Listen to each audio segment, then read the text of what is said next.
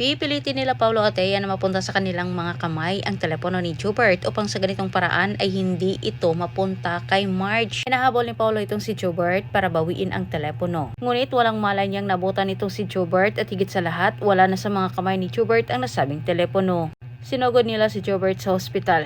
Nag-usap si Paulo at Thea, kailangan umano nilang maunahan si Marge na makita ang telepono. Buong araw nakatuon ang atensyon ni Paulo sa paghahanap sa telepono ni Jobert. Muntikan pa siyang nahuli ni Evelyn na hinalungkat ang mga gamit ni Jobert. Nalusutan naman ito ni Paulo, kailangan umano niyang dalhan ng gamit itong si Jobert sa hospital. Pareho na silang natataranta ni Thea dahil walang makitang telepono itong si Paulo. Samantala sa kabilang banda, inaadyahan ng panahon na mapunta sa mga kamay ni Ashley ang nasabing telepono. Si Ashley ang nakapunot sa telepono at agad naman niya itong ibinigay sa kanyang huwad na ama. Kailangan masaksihan ni Paulo ang pagbigay ni Edward sa telepono dito kay Marge. Sa tamang tiyempo itong si Paulo sa kanyang pagdating at nakita sa kanyang dalawang mata ang telepono ni Jobert ay inabot ni Edward kay Marge. Sinubukan pa ni Paulo na kunin ito at nagdadahilan din siya pero hindi pa rin siya nagtagumpay. Guguluhan na itong si Paulo, natataranta na at hindi alam ang kanyang gagawin. Kaya't naisipan ni Paulo na kailangan niyang aminin sa kanyang ama ang kanyang kalokohan. Hindi pa rin matiis ni Greg ang kanyang anak kahit pinapagalitan pa niya ito. Wala sana sa isip ni Marge na buksan ang telepono ni Jobert pero nandahil muli sa kanyang kaibigang si Hannah